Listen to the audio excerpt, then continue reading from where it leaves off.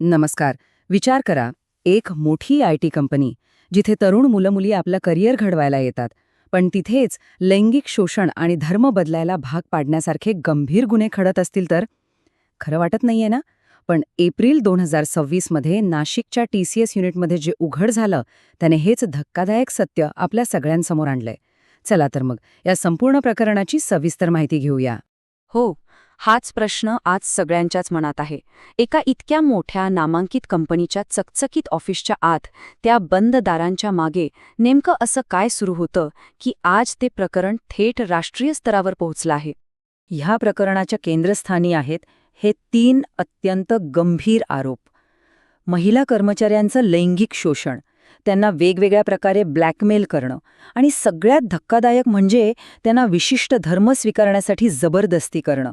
हे आरोपच ह्या प्रकरणाची तीव्रता किती जास्त आहे हे दाखवून देत आहेत. आता हे जे काही घडलं ते काही अचानक एका दिवसात समोर आलेलं नाहीये. यामागे एक पद्धतशीरपणे आखलेला कट होता, जो कित्येक वर्षांपासून सुरू होता.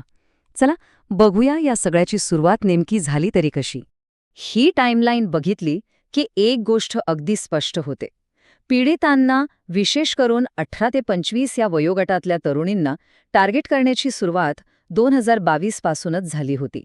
आणि अखेर जेव्हा एप्रिल 2026 मध्ये हे प्रकरण बाहेर आलं, तेव्हा पोलीस आणि विशेष तपास पथक म्हणजेच SIT यांनी अगदी वेगाने कारवाईला सुरुवात केली. आतापर्यंत या प्रकरणात एकूण 9 FIR दाखल झाले आहेत. आणि यातली सर्वात धक्कादायक गोष्ट म्हणजे त्यामध्ये एका बलात्काराच्या गुन्ह्याचाही समावेश आहे, ज्यामुळे या प्रकरणाचं गांभीर्य कितीतरी पटीने वाढतं. हा काही एकट्या-दुकट्या व्यक्तींनी केलेला गुन्हा नव्हता, तर हे एक संघटित षडयंत्र होतं. आता आपण बघूया की या आरोपींची काम करण्याची पद्धत नेमकी काय होती आणि तक्रारींना कंपनीच्या आतल्या आतच कसं दाबून टाकलं जात होतं. नाशिकच्या पोलीस आयुक्तांनी हे अगदी स्पष्ट केले की या काही अचानक घडलेल्या घटना नव्हत्या. हे आरोपी एका संघटित टोळीसारखं काम करत होते. हा एक पूर्णपणे नियोजनबद्ध केलेला कट होता.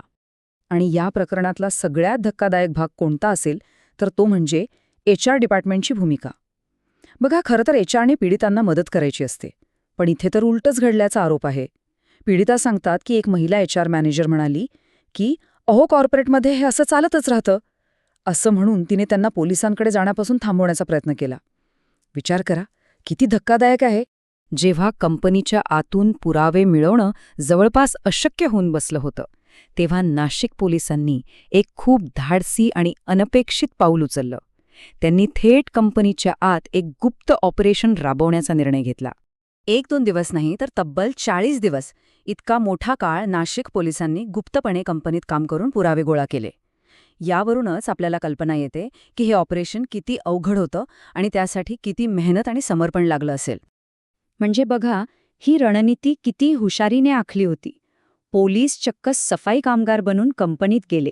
त्यांनी आरोपींच्या प्रत्येक लहान मोठ्या हालचालीवर बारकाईने लक्ष ठेवलं आणि असे महत्त्वाचे पुरावे गोळा केले जे या केससाठी एक प्रकारे टर्निंग पॉइंट ठरले.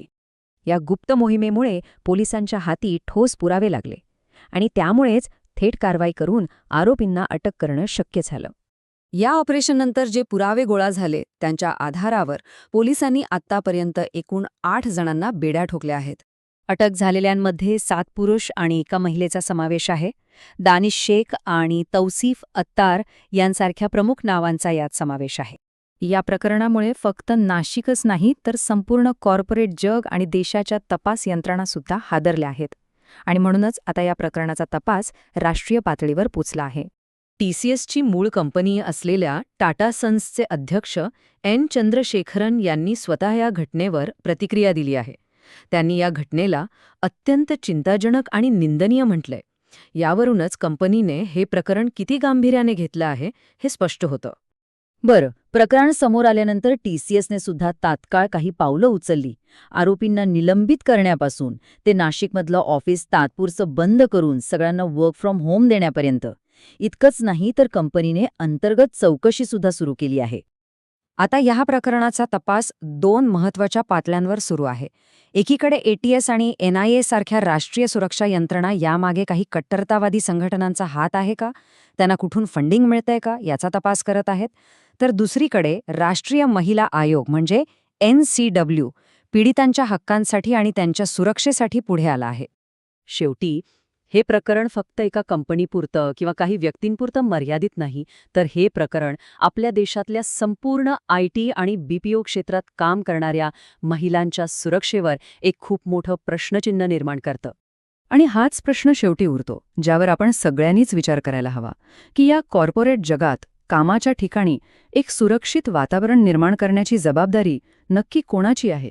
फक्त कंपनीची, कायद्याची, की एक समाज म्हणून आपल्या सगळ्यांची?